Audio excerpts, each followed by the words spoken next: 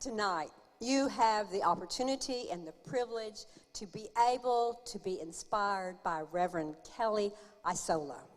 She has a MD, that means she's a master in divinity. Kelly is a consultant, a teacher, an author, and a transformative mentor. Kelly shares her passion for living the twofold path of an engaged spiritual life. And that includes embracing the inner path of wisdom and healing and balance with demonstrating the outer path of compassionate, sacred service. She's done a lot of work. She holds lots of certifications in leading-edge models of human and organizational development, focusing on how to create and to relate to others, and to each other, and to the world.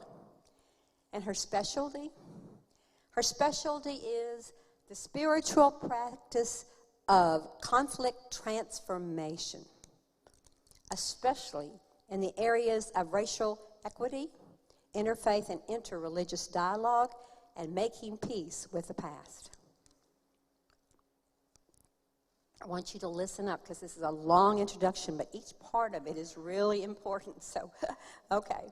Kelly is a unity theologian and loves sharing her wisdom. And she is on the faculty at Unity Institute and Seminary, as well as online. She does retreats and workshops. And then she plays in the social media world. She's an avid blogger on her own site. I often get glimpses of her wisdom when I'm looking at different articles or little pamphlets that are done by Silent Unity. And she's also done articles for Unity Magazine. I just know she's also on online magazines. And she's a co-author of a best-selling book, Who Have You Come Here to Be?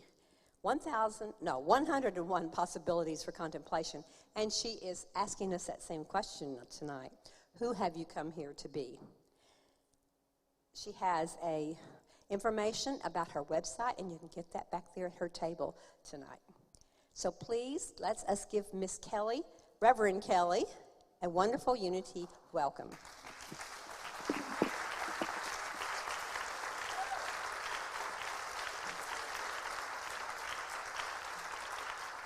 I haven't even spoken, and y'all are standing up. I love it. No pressure, no pressure. Okay, I'm going to move this if y'all don't mind. I don't want to break it or trip over it. Good evening. That was a little lackluster. Good evening. Thank you. I need that. I need that energy. I need that connection because it informs and it helps and it supports who I have come here to be. So before I keep moving, I have two things I want to say. One, I want to start with an affirmation. I will give the affirmation to you and invite you to speak it with me.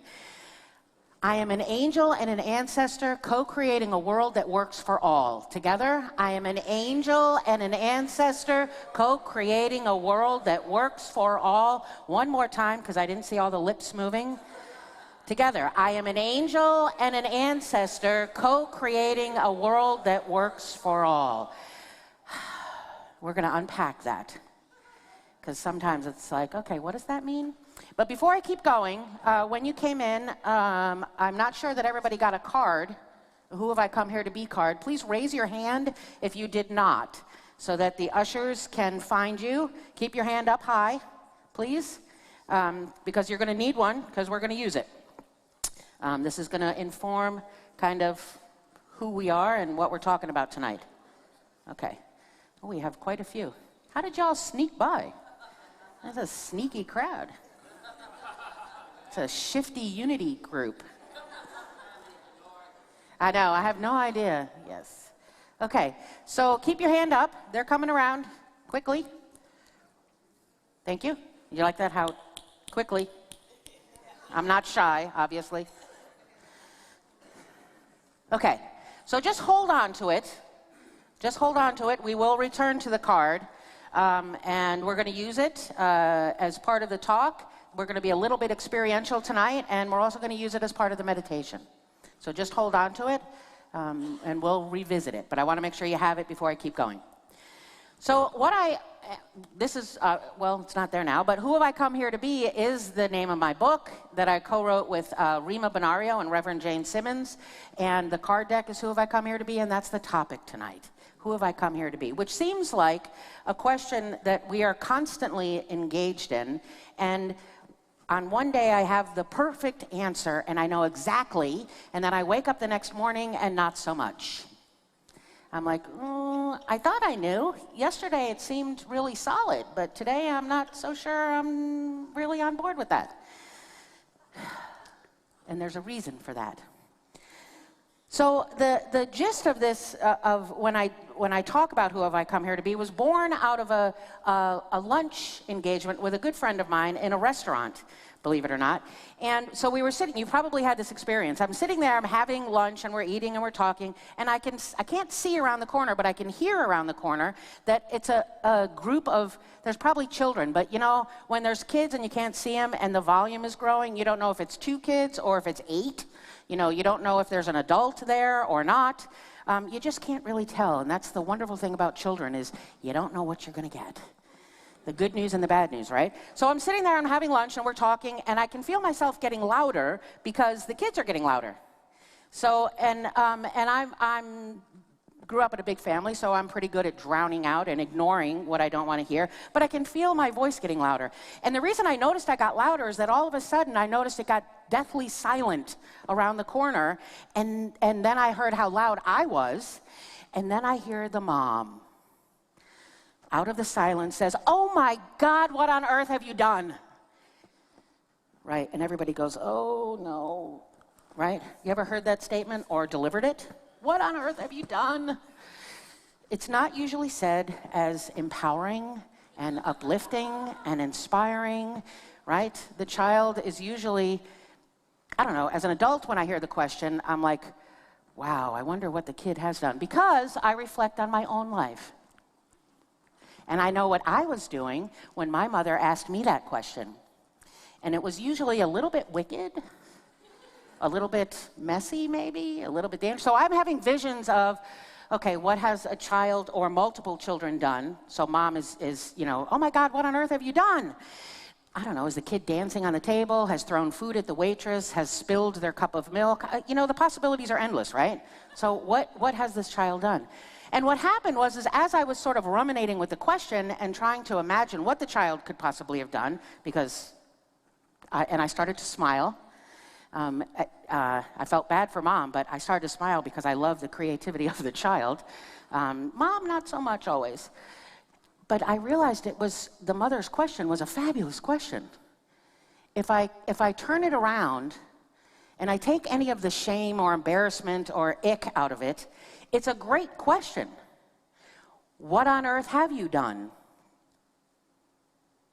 And it's when I embrace the question and really take it on from the perspective of no shame, no guilt, no, oh, I should be doing this, or I could be doing that, or I should have done this better, I should have done, all of that conversation, the monkey mind, right? When I can get that out of the way, and I really just engage the question, what on earth have you done, or what on earth are you doing, it becomes a very powerful question. It becomes a very powerful instrument for me to practice our principles. Because we teach in Unity that we create our world, yes? All right, this side of the room. Thank you. Yes, it's audience participation for Kelly. Yes, we teach in Unity that we create our world through our thoughts, through our feelings, our intentions, that what we do is an outpicturing, is a manifestation of what we hold in mind, what we hold in heart. So it becomes a really great question. What on earth are you doing? Yeah? So, thank you. I can tell Michael you behaved. Especially in times like right now. How many of you have struggled the last 2 weeks? How many of you felt a little pain, anger, suffering, grief, confusion? Yeah. Yes. All of the above, and insomnia, stress, anxiety, all of it. what I know is that when I have those experiences, when I watch, I wake up in the morning, this is what happened is I went to sleep, in terms of Dallas, I went to sleep on one night, I woke up the next morning and things had radically changed.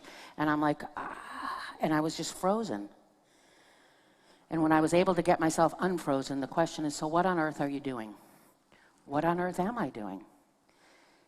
I'm an angel and an ancestor co-creating a world that works for all. So the angel part is the answer to that first question. What on earth are you doing? Charles Fillmore, co-founder of Unity, said that angels are divine ideas quickened in the children of God. Angels are divine ideas quickened in the children of God. So what's a divine idea? Life, love, strength, joy, peace, happiness. Right. Look at your card. There's a divine idea. So a divine idea, that's an angel. Who's a child of God? This side of the room has it going on. Yeah, I'm a child of God, which means that I am this manifestation of the divine. It's not that God lives through me or in me. God lives as me. Own it, as me. So what on earth am I doing? I'm being an angel. Except on those moments and days, not so much, right? But that's what I'm doing. I am God in this form. I'm a godling, right? So I'm not the totality of God. I am a limited demonstration with the full potential of God, right here and right now. So, an angel is a divine idea quickened in the children of God. Quickened. You know what quickened is? Quickened doesn't have anything to do with speed. Quickened has nothing to do with how fast. Quickened is to bring to life. Quickened is in the context, the root of the word quickened means to bring to life. Yeah. Right? If you read like the story of Mary in the Bible, right, and she could feel Jesus, the quickening, it's bringing to life. It has nothing to do with speed, going fast, or how, quickly. It has nothing to do with that. It has to do with bringing to life. So a divine idea quickened in me, I'm bringing to life what God is. I'm bringing to life what's on your card. I'm bringing to life that which is needed when my world makes no sense. It's my job. That's a heavy responsibility, isn't it? But that's what spiritual community is for. So I don't have to do it alone. Who wants to be alone in this? Not me. I need you. I need you. When I wake up in the morning and I turn on the TV and there's this, shooting in Dallas and then they use a bomb to blow the shooter up. When I'm watching, the week before that, this bomb blow up in Istanbul. When I watch in my own backyard in Kansas City, racial shootings, religious shootings. A white supremacist opens fire at the Jewish Community Center, killing people. When I watch this and I get stuck and frozen, I remember what my job is when I take a moment and I be still. That's how you bring something to life. To quicken something, you have to slow down. Sounds opposite, doesn't it? But we have to slow down. So what on earth are you doing? I'm being an angel. I am bringing to life divine ideas that are needed right here and right now. So as I thought about that question, what on earth are you doing? And it was very, again, not said all that inspiring and empowering and loving. But it reminded me of the other things that my mother said, the other questions that my mother asked me. So the other one that I often heard, being a highly creative, mischief-making child, is also not said with embracing love and empowerment, and usually with the wings or the wand. Maybe one wing and a wand. But the next question was, what will you think of next?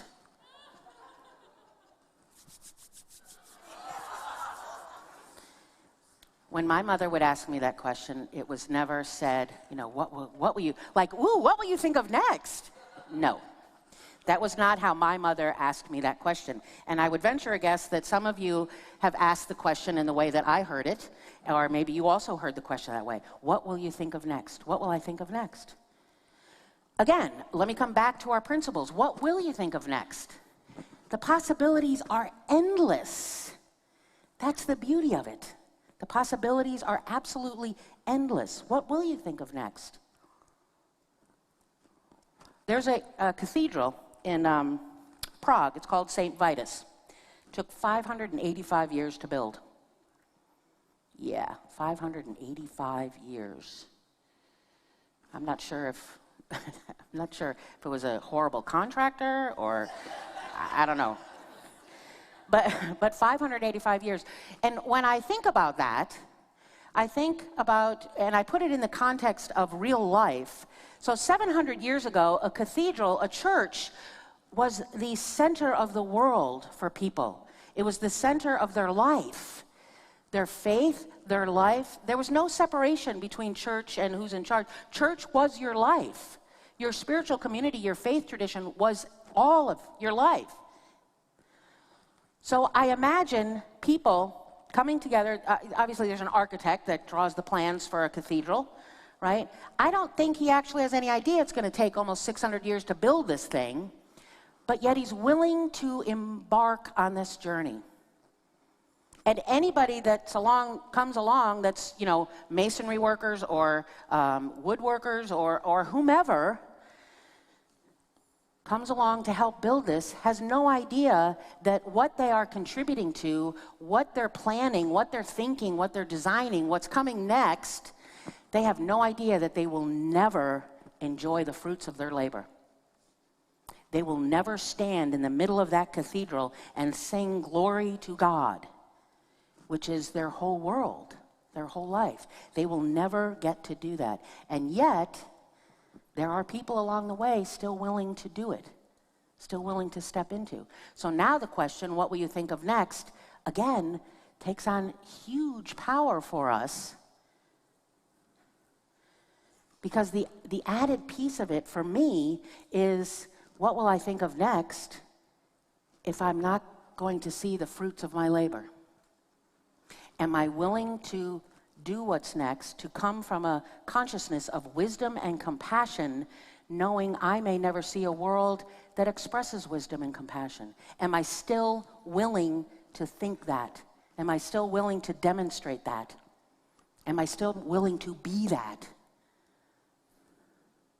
That's a hard question for me, right? I'm not, I kind of joke about being the angel and accept on days when I'm not. There are days when I'm not. There are days when anybody have someone irritating in their life? If you didn't raise your hand, I can give you one of mine.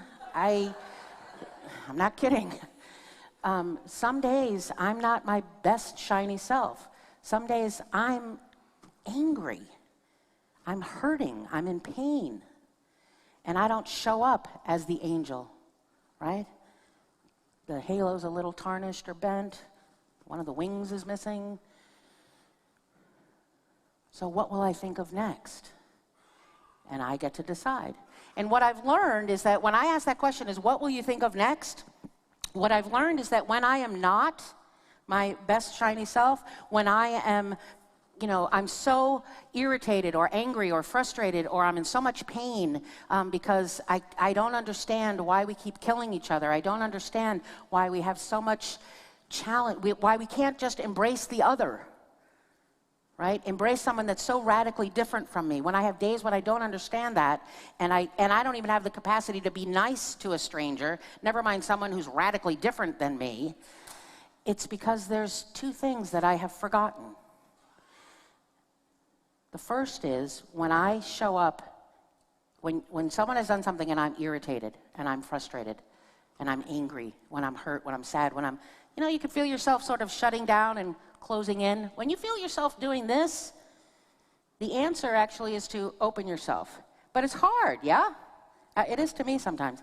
It can be hard. I don't want to be vulnerable. I already hurt enough, right? I don't want to hear anything else about suffering and pain and grief. There's too much. I don't want to hear it. But there's two things that I want you to remember about that.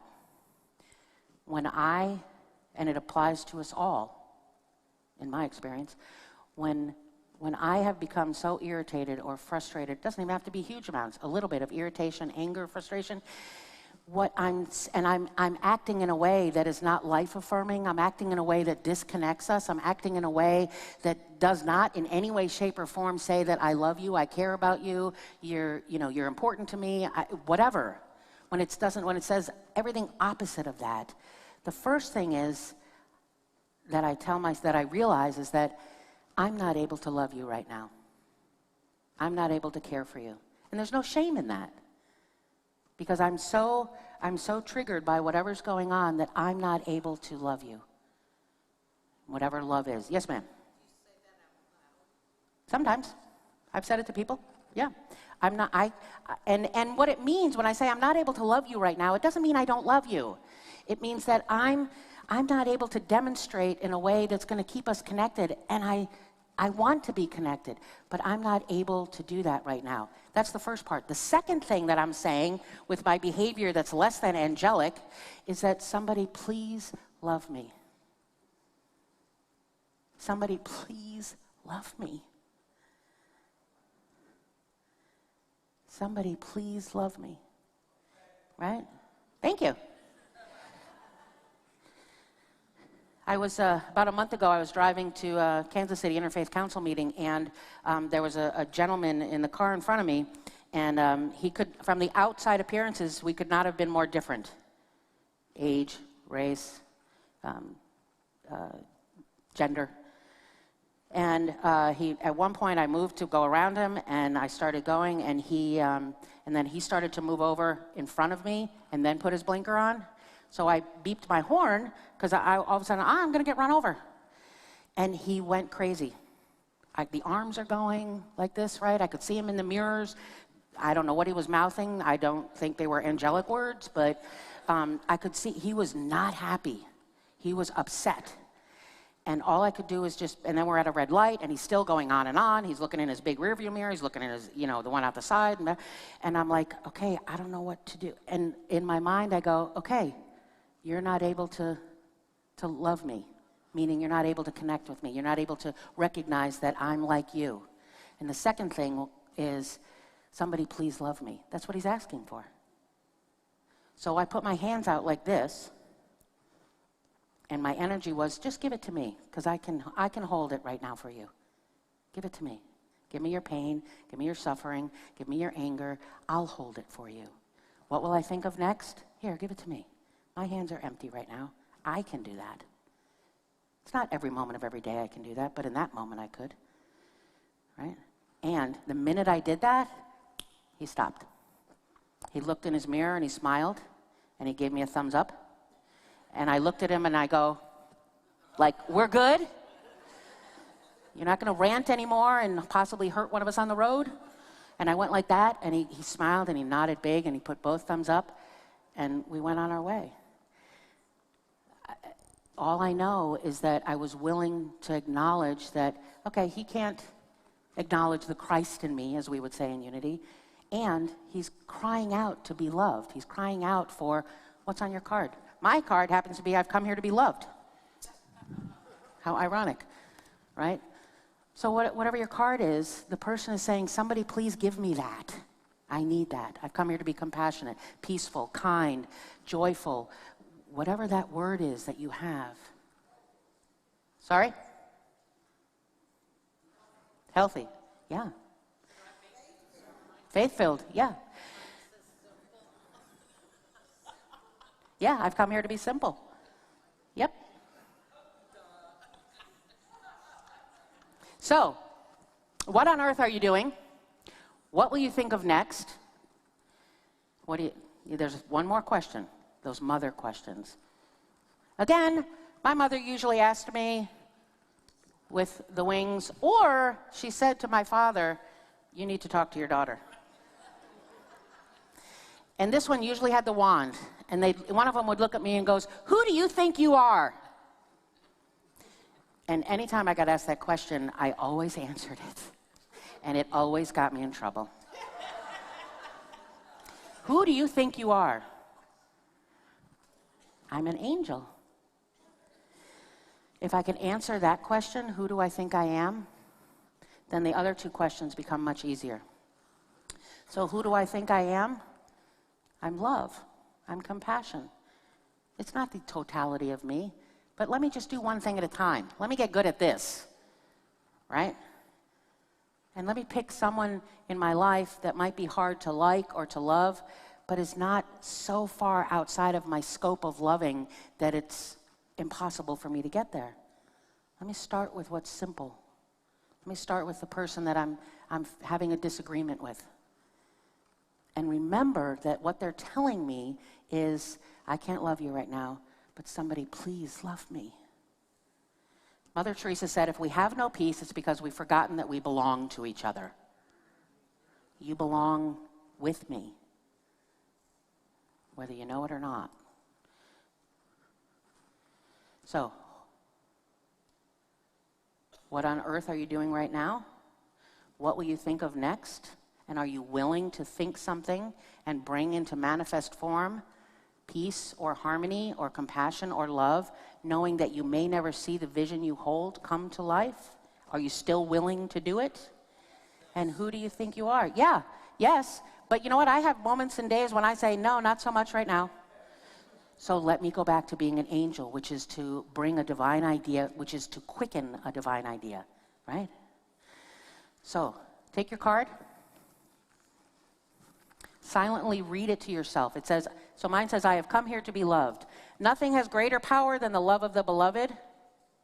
I open myself to this love as it flows in, through, and as me. I am loved and I am love. So I want you to read it because we're going to take this into meditation.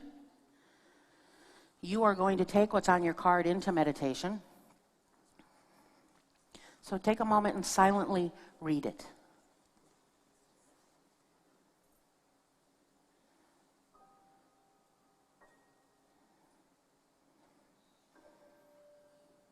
And if you're comfortable, close your outer eyes. And whatever that word is, I've come here to be, whatever the word is that you've come here to be, breathe it in. Breathe it into your heart space.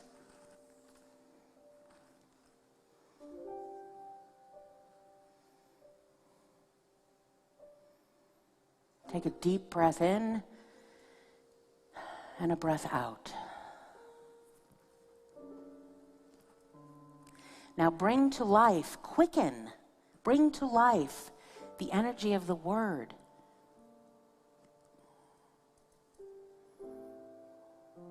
What does it feel like in your body?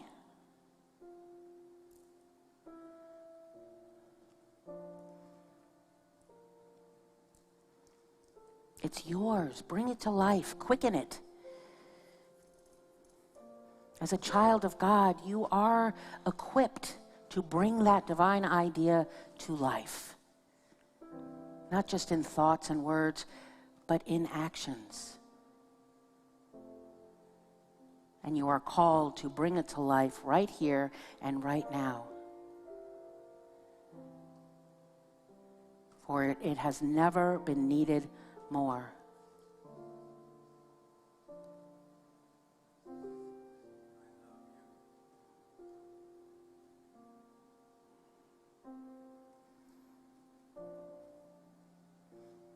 When things happen around us, when things happen around you that cause sadness, pain, suffering, acknowledge it.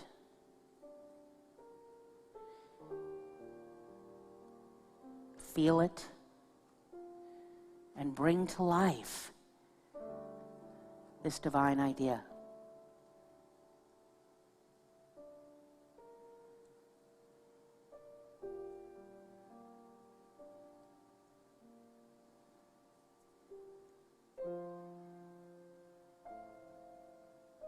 Keep breathing in that divine idea on your card.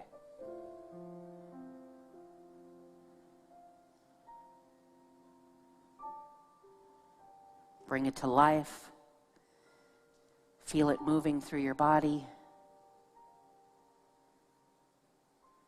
And now feel it extending out to that creative soul in front of you, behind you, to the left of you, and to the right of you.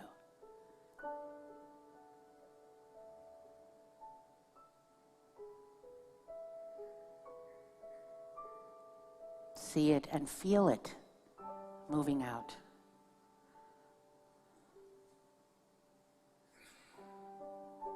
Myrtle Fillmore said, when you feel it in your body, it becomes irresistible to the soul. When you feel it in your body, it becomes irresistible to the soul.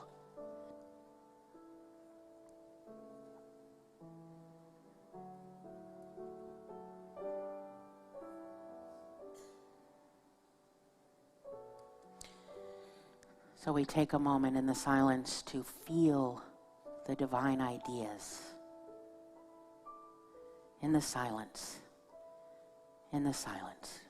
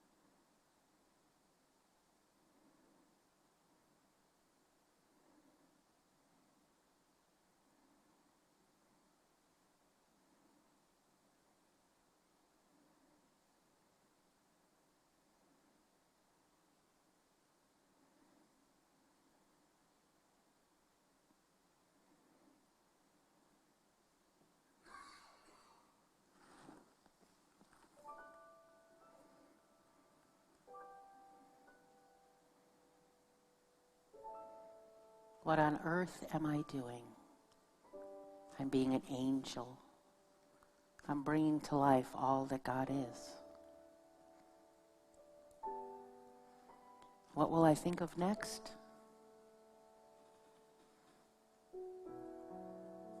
I'm being an ancestor. I'm bringing forward all that God is, knowing I may never see the fruits of my labor, but I'm creating a world for those that are yet to be. And who do I think I am? I am that angel and ancestor, co-creating a world that works for all.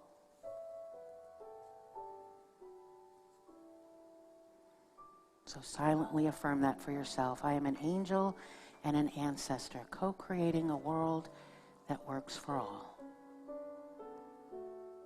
And so it is. And so it is.